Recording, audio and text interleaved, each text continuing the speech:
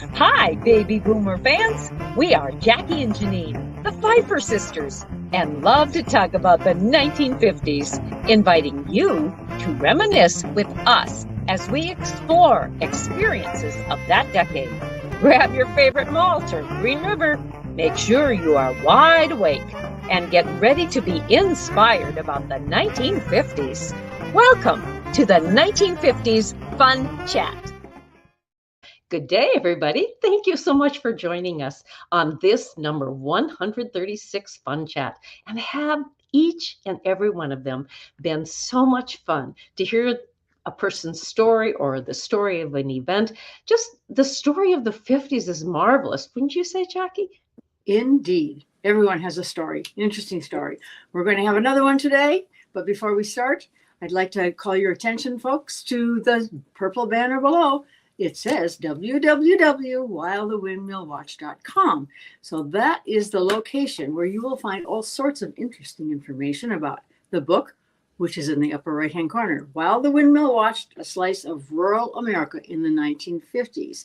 It's a modern history. It's only in the 50s, but it's history. And we, besides going to the website, or when you go to the website, you'll see all the previous 1950 fun chats that we've had. As Janine mentioned, this is number 136. Be interested. It will be also have some information about the vendors, about the book itself, about the authors. And notice in the book, there's a little white spot in the lower right-hand corner. That indicates the 2022 National Independent Press Award in the regional nonfiction category. And the little book received the title of Distinguished Favorite. So we are glad to have that little emblem on our book. So without further ado, as someone in the TV world used to say, we're going to start right now. Ralph Neil came into this world in Ames County, Iowa, in the decade of the 1930s. As with many children of an agricultural state, he experienced the classic scenario of being born on a farm, attending a one-room school, and walking to and from that school daily. After 4 years, the school closed, and Ralph and his brother had to walk nearly 2 miles to catch the bus to Corning, Iowa. This is in southwest Iowa. So just before graduation from Corning High School in 1956, he volunteered for the early draft, as he was not considered college material. However, we will soon learn that labels are often incorrect. So Ralph met his wife, Joyce, while in college, and this year they will celebrate 60 years of togetherness. Ralph and Joyce lived on a farm until moving to Green Hills community near Ames, Iowa. They have 2 daughters and 2 grandchildren. And Ralph, we welcome you to the 1950s Fun Chat. Well, thank you for extending the invitation. I feel somewhat humbled by this honor. Well, you're very welcome. We're glad to have you here. So we'll begin with asking you to please tell us how your life changed after 2 years of active duty as a clerk typist at Fort Knox. Well, probably serving 2 years in the Army, or nearly 2 years. It was a little bit short of that. It was probably one of the best things that ever happened to me. First of all, it gave me a period of growing up time. The second thing was the company that I was in. I was a clerk typist, and I was in the headquarters company of an engineering group headed by Colonel Howard Clark, who was noted in World War II for his engineering skills. He was a graduate of West Point. He was a wonderful human being, and I enjoyed very much working for him for almost 2 years. It was there that I decided that probably a little bit more education than high school probably would be all right, because as I worked every day in a Class A uniform, that is with a necktie, I watched the people in the line companies, in the combat engineering companies, and the construction engineering companies out wading in water up to their necks, putting pins in Bailey bridges. And those were the people, it was pretty obvious, did not have an education. Where down the hall from me were all the engineering graduates setting up their trestle boards, finding work for those poor people out in the line companies to do. Mm-hmm. Ralph, did you have typing skills prior to joining the service? Yes, I took typing for 1 year in high school, and I did quite well at that. And so I had a little bit of advantage. But I went to clerk typist school. I went to basic training at Fort Knox, Kentucky, and then I had to stay there for another 8 weeks for my secondary training, and that was as a clerk typist. We spent half of our day every day learning how to file things the Army way. There's always the right way, the wrong way, and the Army way. And in the Army, you do it the Army way. And then spending the other 4 hours of each day practicing typing. To graduate from that school, we had to be able to do a 10-minute typing at 60 words a minute with, I believe it was 10 errors or less. And I far succeeded that. So that was a pavement for me to have a better job than what a lot of people when they join the Army. Did that require shorthand skills also? No, my MOS recorded me as someone with shorthand skills because that was a position I was filling. But no, I could not take shorthand. But it got me in trouble once. They noted that at base headquarters that I could take shorthand, and they had floods in southeastern Kentucky, and Fort Knox sent a lot of troops down there while I was in the Army to help clean up the mess and help get people out of the water. And they needed somebody to record all that, so I got called up to do that. Fortunately, my typing skills were good enough. I typed all that. But another time I got called to base headquarters for a court martial where I was to take shorthand. And I tried keeping up and kept stopping the attorneys and the generals and the colonels till finally they decided they need someone who would actually take shorthand and not someone who just punched a typewriter. So I was dismissed. You were dismissed. So tell us about your Bachelor of Science and your Master of Science degrees.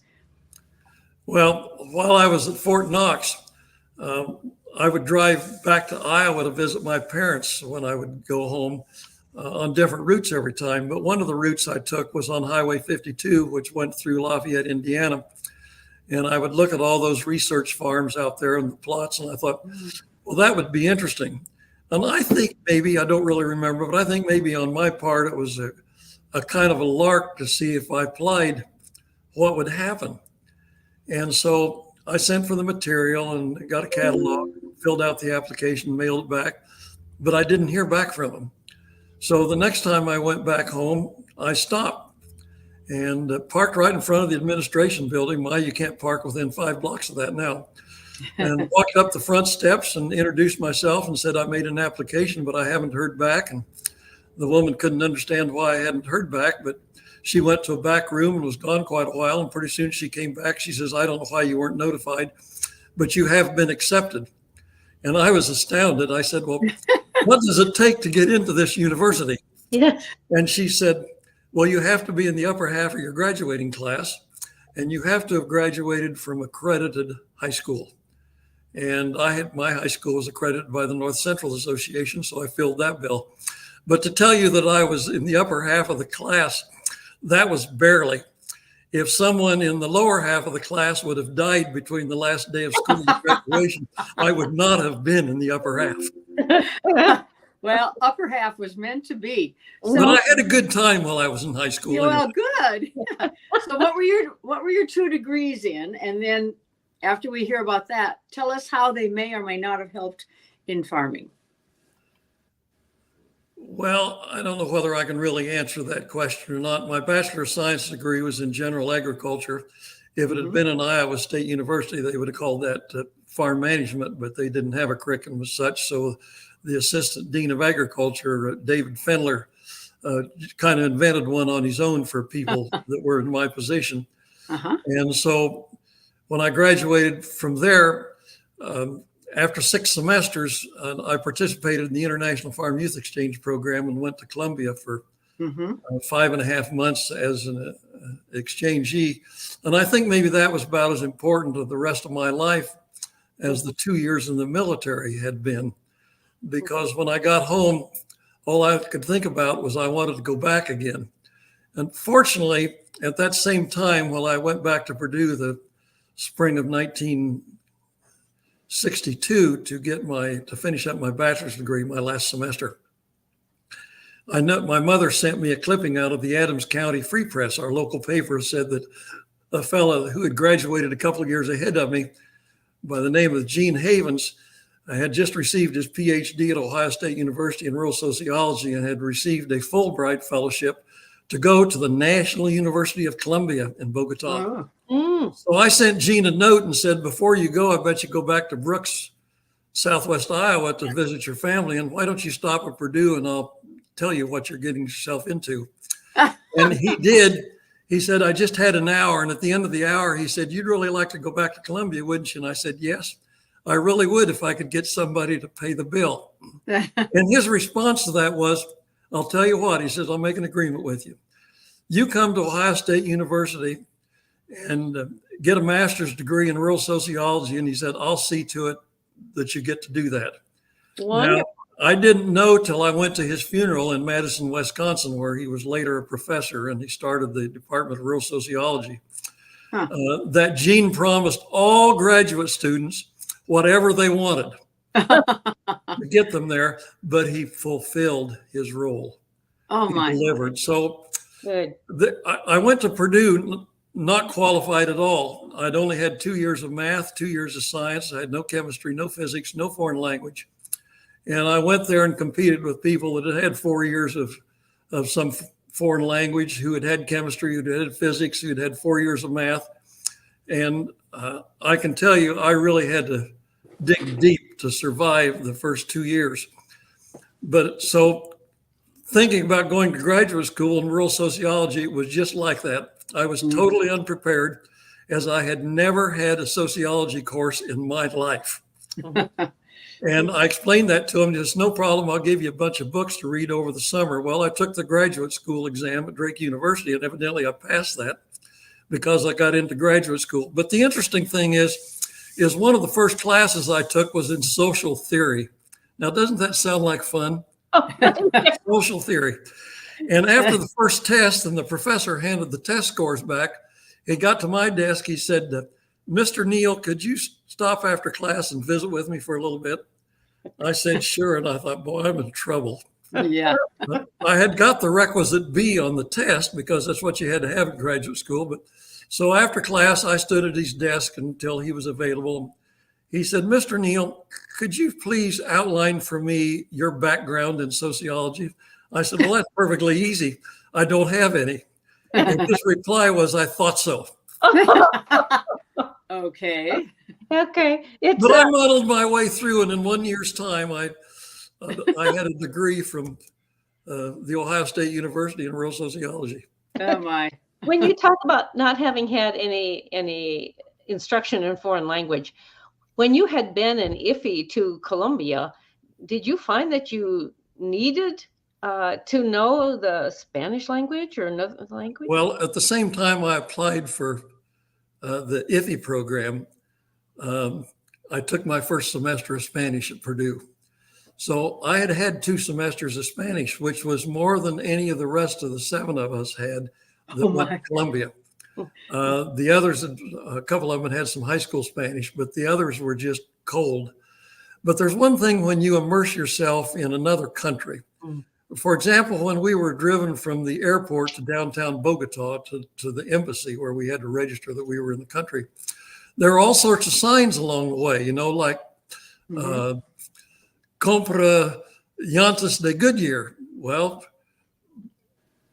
you see the picture of the tire up there and you learn that llantas is tire. And after you see that 2 or 3 times, that's fixed in your mind. Sure. And you see street signs that say sola via, that with an arrow, that means one way. So living in another country, you pick up the language pretty fast. And a lot of places where they sent me as an IFE were in very, very rural areas. And they didn't speak any English.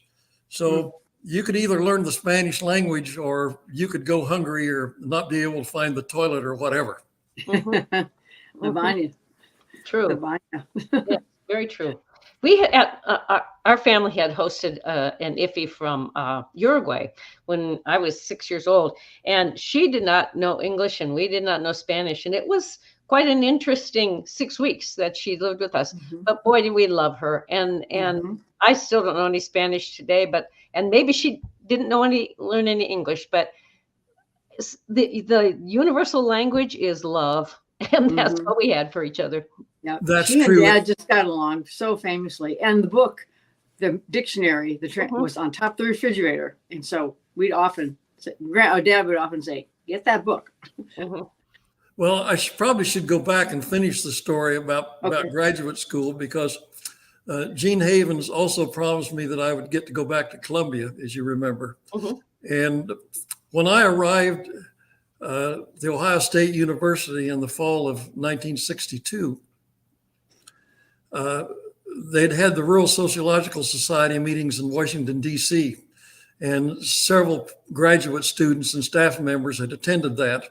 And one thing they learned was they visited the Pan American Union, that there were fellowships available for people with master's degree to go to various universities in Latin America. And so several of us applied for fellowships at the National University of Colombia, and I received one. Mm-hmm. Well, that sent me back to Bogota in the National University in the Departamento de Sociología Rural. And I spent 7.5 months there. That time I lived in Bogota in a pension, so I had totally different living conditions. And what's a pension? Pension, rooming house. Okay, all right. The and what is involved? What are the benefits of having a fellowship? What is all involved with that? Somebody paid the bill. Totally. Okay. I received $200 a month from the Organization of American States. Oh. Mm-hmm. And Wonderful. for $200 a month, you could live adequately in Bogota. Were there expectations then associated with this fellowship, having received the fellowship, when you returned to the United States? I continued my research there that was the same as my thesis, which was achievement motivation among Ohio farmers. Only there was achievement motivation among Colombian peasant farmers. Mm-hmm. And so we worked on that. Mm-hmm. My major professor at Ohio State had also received a Fulbright to go to the National University of Columbia. So he continued to be my major professor. And he had some other issues that he was working on, like adoption of innovations. And so we combined all of that in our interviewing process with Colombian peasant farmers to collect the data that we were looking for. Mm-hmm. Mm-hmm. Did you find that those peasant farmers were very open with you and honest and when you asked questions of them? Yes. Yeah, that was never a problem. Mm-hmm. Okay.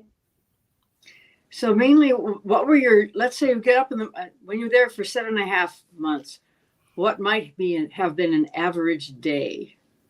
That was a long time ago, and maybe there was never an average day, but tell us, make one up, Ben. Well, I would either go to the university, which was probably 7 or 8 blocks away, and I could have ridden a bus, but I walked that just for a peace of mind. You clear your mind out when you walk. Mm-hmm. Days when we were out in the field, we would take Colombian undergraduate students out to do the interviewing for us in the field. We would go with them to supervise that activity. And some of that brought some long-lasting, indelible memories to me that I can't even wipe from my mind, even if I wanted to, I guess. Mm-hmm. That's okay. You have something, or should I go on? Okay, go ahead. Okay. What was the next chapter in your life after obtaining your MS? Or have we covered that enough that you? Well, several nice things happened to me at the Ohio State University. Now, the most important thing was I had a blind date with a co-ed. Her name was Joyce Kohler. And I just had one date with her, and I knew when I took her home that night that she was the girl that I wanted to marry.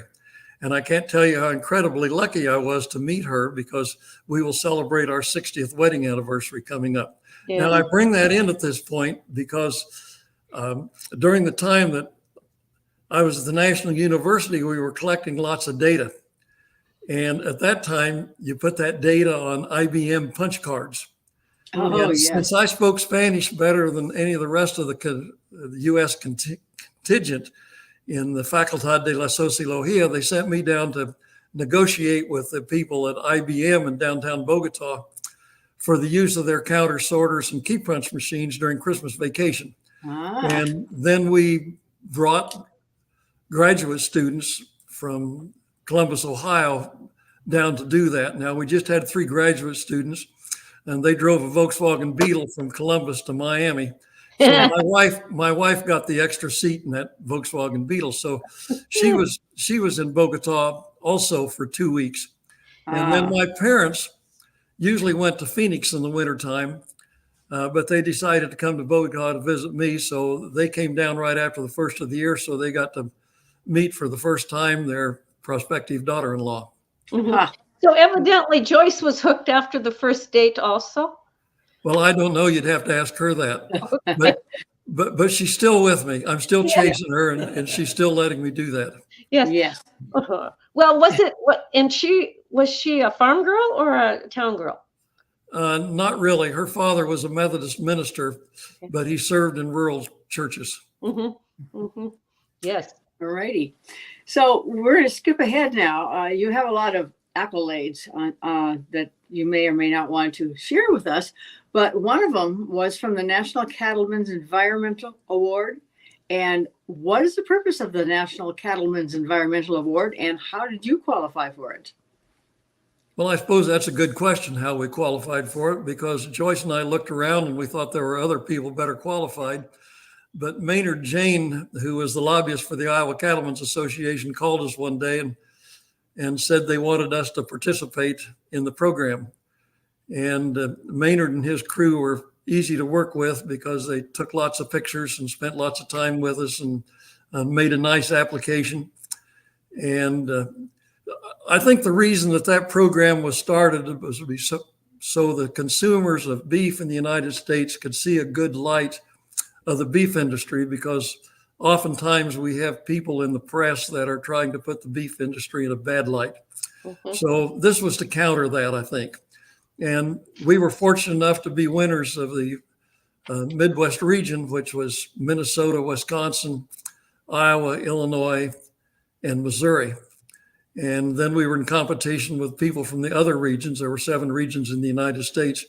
And fortunately, we did not win. The people that won that year operated a feedlot in Kansas, and they were far more capable of filling that role than we would have been, because they had lots of people that could shoulder their responsibilities while they were gone, and it required a lot of press time and a lot of traveling. Mm-hmm. And we were so thankful we didn't win that, which I don't think there was any danger of that happening anyway.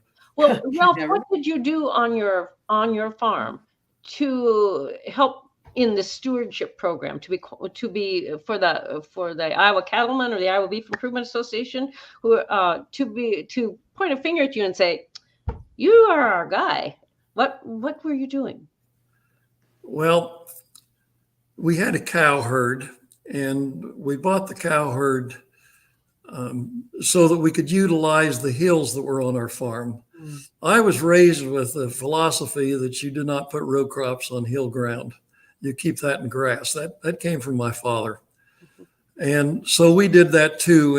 And we rotated pastures, and we were involved in a lot of other things at that time.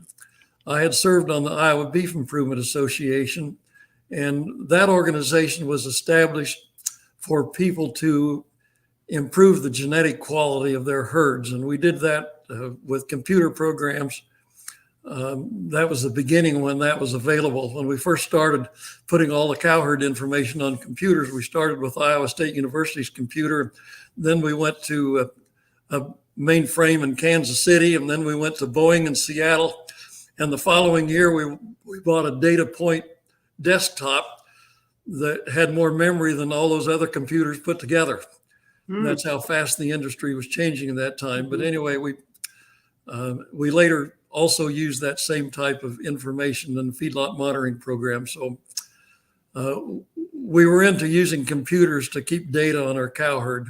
And that might have been one of the reasons that they asked us as well. I don't know. Did you keep your calves then and feed them out, or did you market them early? Yes. And we kept the data on all those. And in later years, we were doing ultrasound before we sold them and sorting the cattle according to their back fat, ribeye, and all those kinds of things. And we were among the very first that did that. In the first year, it did not turn out the best. But the people doing that later got better at their measurements, and it worked better. And somebody has to be a guinea pig, whether it's us or somebody else.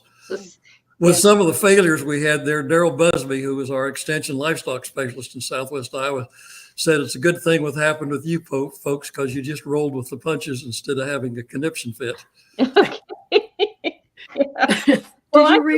Did you raise grains or anything else besides cattle? Yeah, that was a major business on our farm, was growing corn and soybeans.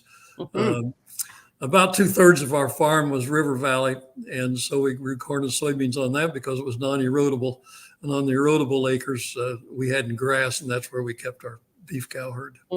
Yes. Iowa Master Farmer is in your life, yours and Joyce's lives. Tell us about that award. Well, when we got the letter in the mail, we had just been that day in the courthouse in Corning for a hearing on agricultural areas. And we had neighbors that were building a large, very large, the largest in Southwest Iowa, hog confinement operation. And they had also applied for an ag area as we had. And so we were having hearings on that. And I came home from that feeling badly about that because there was a large crowd of people there. And it was just, I just thought it was an unfortunate day in our life. And then that letter came in the mail. And I was on my third letter of writing to Frank Holdmeyer, the executive editor of Wallace's Farmer magazine, why we were not qualified to be named Master Farmers. And my wife caught me and she says, you can't do that because Brian Peterson, our local soil conservation person, had been working on that too long. She said, you can't do that to him. So I sent a letter back and said, we accept. And it was a very humbling experience. My father and mother were named Master Farmers in the 1950s. So did you find that you were farming and stewarding the land on that same farm as they had in the 50s, or had you saw the need for changes to be a better steward? We did lots of different things. Every few years we built a new pond. And we put in diversion terraces and broad-based terraces with tile intake so that we stepped the water down the hill instead of letting it run off the land down the hill. It was our goal to keep all the water on the farm that fell there. Now, of course, that's a goal that you can't keep, but it's worthy of something to try your best to do. Definitely. And your farm now, is that still in the family? No, when we left the farm, we sold it. I didn't think I'd make a very good absentee owner. And I had joined other absentee owned farms, and it was always difficult to get those people to make fence and take care of their waterways. And I did not want to play that role. And the other issue was our two daughters kept telling us that they were not interested in that farm in any shape or form. So it was just a natural decision that we sell it, and we've not looked back. Now, that wasn't easy to do because the quarter section where we lived had been in the family since 1875. And we celebrated 125th anniversary in the year 2000. And we fed, I think, about 700 people meals that day. Oh, my. We fed lunch to the Neill relatives. And then that afternoon, we invited the entire world, I guess. Put ads in the paper. And we butchered the fatted calf for that. Oh, yeah. Yes, and they all came. So Yeah. anyway, it was difficult to leave a farm, and we did have 120 acres that we farmed that originally been purchased by the Neill family in 1856, but it was not continuous. Oh my goodness. Tell So us. if we'd have waited till next year to sell the farm, we would have been eligible to be what's called a heritage farm in Iowa, which is one family owning the same farm for 150 years. But we didn't quite make that. Mhm. Tell us about the emotion associated with that when the farm was sold. Well, once we made the decision, we've never been people to look back and fret about what we've already done. Once you've done something, it's done. And when we sold the farm, as far as we were concerned, it was sold. It belonged to a new owner, and it was up to them to take care of it as we had taken care of it. Yes. Were you quite selective in who you wanted to come in and take over the stewardship of that ground? We had a lot of discussion with the real estate brokers about that. In the end, I guess it was the person that would buy it, because our farm was large enough that it was hard to find a buyer to buy all of that. And it would have been difficult to sell that off piece by piece, looking around us. So we decided to sell it as one piece. So buyers were not plentiful. Okay. Understandable. Yeah. So when you look back on the 1950s, what do you suppose within the 50s influenced your life the most? Can you pinpoint that? Maybe it was your parents or your community or something else. Certainly my parents, and we lived in a neighborhood where the neighbors were all very friendly and they worked together. Something that doesn't happen as much anymore. I won't say that it doesn't happen, but it doesn't happen as much anymore.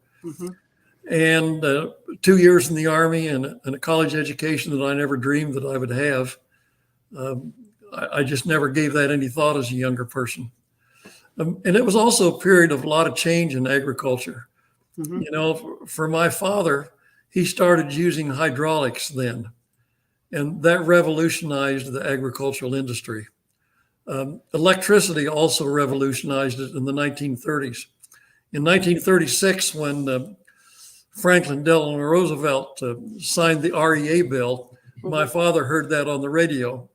Apparently, local farmers that had formed RECs were ready for that, because he hit the road with petitions that morning, signing people up for electricity. And consequently, several years ago, I'm going to tell you 10 or 12, I don't remember exactly, they put new poles up and down the road in front of our house, and they pulled the old ones out. They were put in 1936. Wow. Okay. And that electricity on the farm revolutionized agriculture. Now, my folks had electricity, and you've already heard this on a previous person that you interviewed. They had a Delco plant, which produced 32 volts. But it wasn't like the 110 volts that they received when they got REC. Were there any people who refused to sign that petition? Oh, yes. There are always people that refuse to sign things. I can remember neighbors. One of them had a wind charger right next to his house, and he didn't sign up. His son down the road didn't sign up. But later they all did. Eventually everybody signed up for electricity, but some of them were as late as the late 40s and 1950s doing that, even though the wires went by in 1936. Well, you were fortunate to have the wires, because if you read our book, you know that it wasn't available in Berkeley County rural during the 30s. It was late 40s. No, ours came in 1949. Yeah, it came. It depended on lots of things. I think the density of people that wanted to sign up, right, and with a higher density, it was more feasible to do that, more economical. Sure. Well, and of course, those were long-term loans. I don't know what they were. They were probably 40-year loans that the local RECs had from the Rural Electrification Administration. Okay. Well, I think it's interesting too that oftentimes progress in this country moved from the east to the west, and just us living in the next row of states west, our electricity came later then in the Mhm. 20th century. And we're maybe Well, more sparse. To back up to the stewardship award, the Mhm. people in Oregon that won that region did not have electricity at that point from REC. Hmm. They had a telephone, but they had their own power plant. Aha. So there are areas in the United States yet, rural areas, who do not have rural electrification. Do you happen to know, was that Eastern Oregon? Because that's where more of the farm ranches are. I would call it Central Oregon, I guess. Central. Okay. All right. Would not have been the coast, though. No, it was not the coast. My guess is that everybody on the coast has electricity. Yeah, probably. But in finalizing our fun chat, our time's gone rapidly. Is there one item that occurred in the 1950s that was the most pivotal to you as a person? Well, I think I'm going to say luck. Mm. You know, I feel very fortunate and indeed lucky that I was born in the United States to a farm family, to people that love me, you know. Mm-hmm. And I think it was fortunate that I got to serve 2 years in the Army. And I feel strongly about that. I think every person in this country should serve their country for 2 years. That was a terrible thing when we did away with the draft. Mm-hmm. And if they're conscientious objectors, then they could work 2 years in the national parks. But it would be a good experience for everybody. Mm-hmm. I was incredibly lucky to get a college education. I was even more lucky when I met my wife, and we raised 2 children and have 2 grandchildren. Mm-hmm. I've been terribly lucky and fortunate in my life, and I'm thankful for that. Mm-hmm. Good for you. Good We're for thankful. you. Count your gifts. Yes. You know, folks, one of the lessons we have learned from knowing Ralph in that early in life labeling opinions of others are often false. So don't discount anybody, especially a guy named Ralph NeilI. Ralph, thank you so much for being our guest today. This has been delightful. We're so happy to have recorded bits and pieces of your lives that was very effective, and especially in the impact that it had on you as a young man, as a husband, as a father, and as a steward of the land. So we thank you very much for this. Well, it was my pleasure. Thank you. You're welcome. You're welcome. And viewers, take a look at those two colors you have in front of you. The red subscribe button, please touch that. And the blue thumbs up button, please touch that. And until next time, tell your friends, or even your relatives, about the 1950s Fun Chat. So until next time, toodaloo.